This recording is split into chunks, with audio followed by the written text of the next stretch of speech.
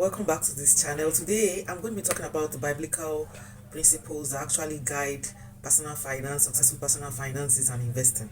The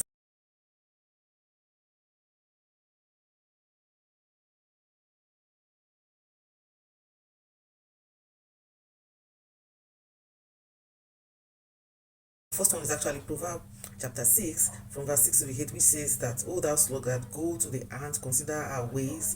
He has no, the ants, they have no guide, they have no overseer, they have no ruler, yet they gather in harvest, they gather in harvest and they provide their meat in summer."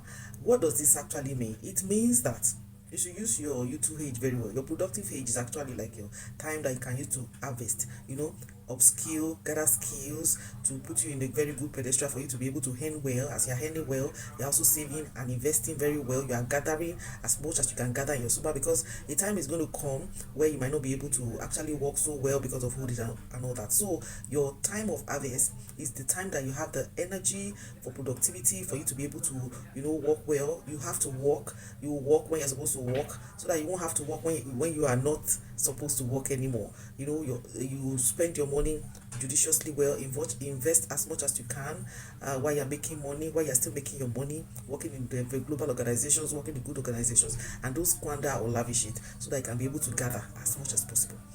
The second principle is found in the book of Genesis, chapter 41, from verse 29 to 31, in which the king dreamt, and they called a lot of people to come and interpret it. And eventually, when Joseph interpreted the dream, he was talking about 7 years of plenty and 7 years of famine. And this connotes that we have seasons in life.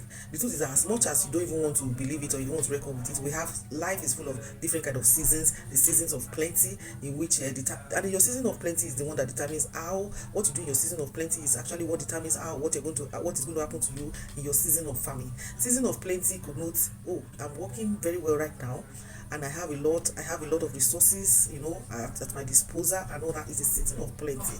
You have so much, like you have abundance of everything and all that. Whatever you do in that season of plenty is actually what's going to determine how you're going to live in your season of famine. You're working and earning so well, you have to save and invest best in capital preserving and income generating assets. I'm actually stressing it. Capital preserving and income generating assets. Invest in it, save as much as you can in your season of plenty, in your time of plenty, so that when the time of famine could connote maybe a time maybe you are ill, you're not able to work maybe for some time. It could be a time of retirement, it could be a time of loss of job, it could be so many, your season of famine could be anything. You just prepare for it. As much as you are earning right now, make sure that you are preparing for that season of famine that is going to come, because it's going to eventually come. But it doesn't mean that when it comes, because when the season of famine of the Egyptians came, it's because they had actually prepared for it before. So when they were able to prepare for it before, like we actually, for the fact that we actually said there's a season of famine and there's a season of plenty, does not mean that season of famine is actually going to be a very scourging famine, but it's going to be determined by what you have actually done in your season of plenty.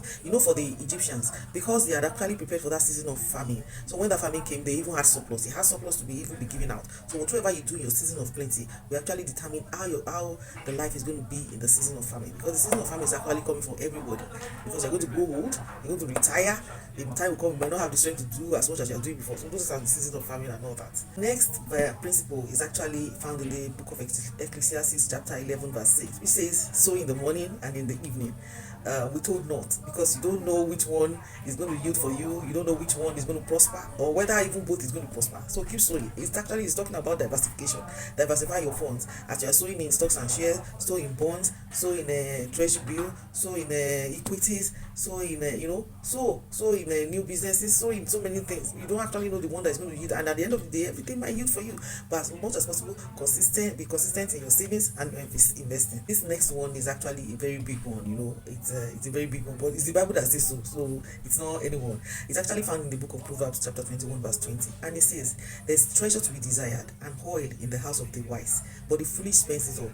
The truth is that if you are always spending all that you have, you are very foolish. That's what the Bible says. So what does this mean? It means that you have to have something to fall back on at all times. You must not be dry. Your house must not be dry. If you want to be counted among the wise ones, that means you must have something, income generating asset for you, something, savings that you have put aside for you. Some people call it emergency savings and all that. Something that you can fall back on at any point in time. God expects us to make good use of our resources. Every resource is at our disposal. It's something that God has given to us. So It's foolishness. It is foolishness for you to spend all that you have. That is what the Bible says.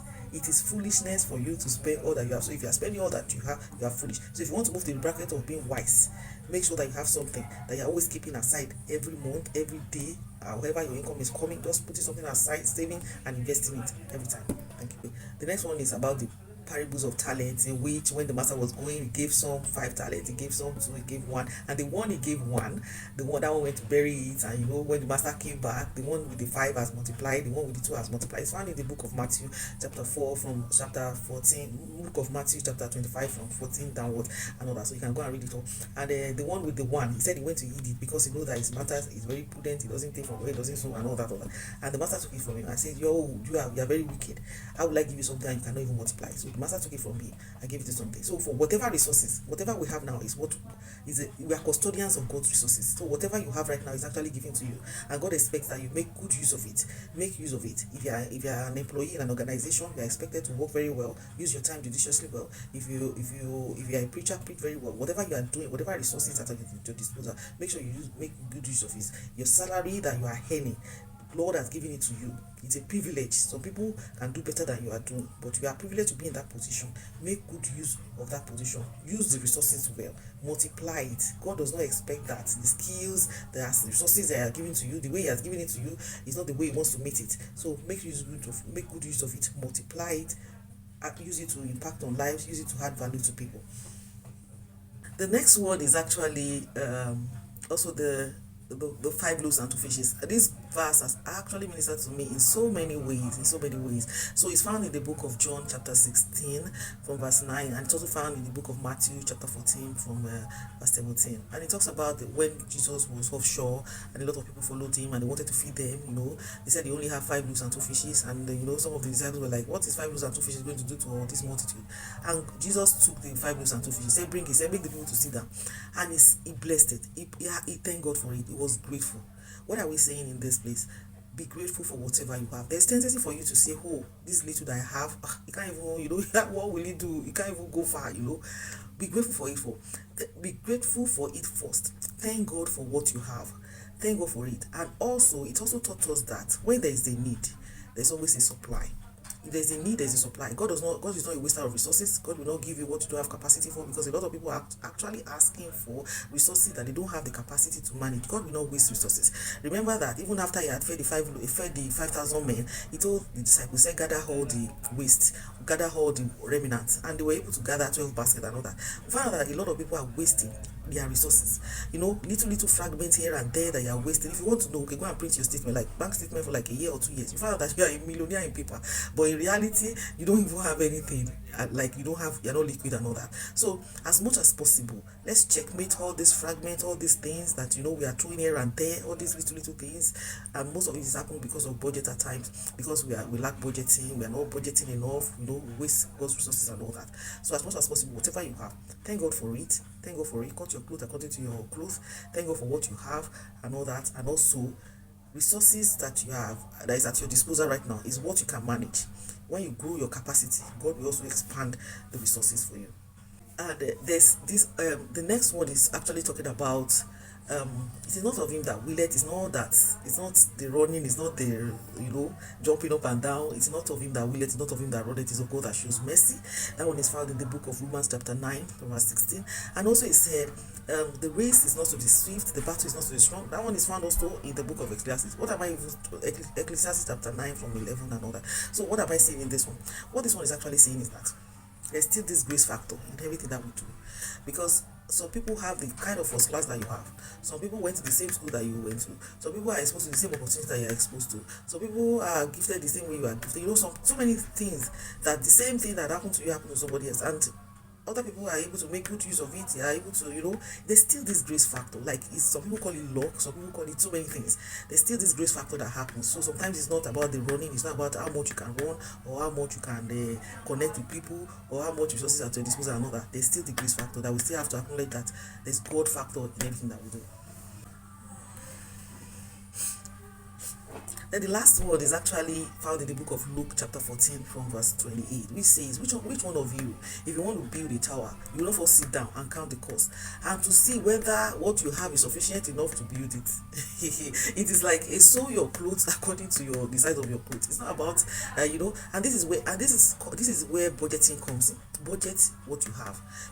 When money is coming to your hands, if it comes to your hand before you budget, there's tendency for you to be able to just spend it anyhow. That's when somebody will come, well, we need this. That's when somebody will come, we need that and all that. You spend it on clothes that you don't budget for. Budget your money, budget for everything. Budget the amount of money you want to save, budget the clothes for your clothing, budget your gifts, the one you want to give to people, budget it, budget your bills, your groceries, everything. Budget it. If you don't budget for your money, if it reaches your hand, you keep overspending now. You keep going in cycle, and before you know it, another year will come. Month will be going upon months, year will be going upon year. In fact, you're just on the same. That budgeting thing works. You might think it's old school and all that, but planning and budgeting for your income, for your money, it actually works. These are the few principles that has worked for me, that has worked for so many people, because God is very much interested in our resources, in our prosperity. He said, "Beloved, I wish above all things that thou mayest prosper and be in health, even as your soul prosper." God is very much interested in our prosperity. So it's for you now to look at all these verses. Which one of it are you actually aligned with? Which one of you should you align with as we are going into a new year? And God bless us. Thank you very much. If you are not subscribed for this channel, please kindly subscribe to it. Thank you and have a very lovely new year ahead.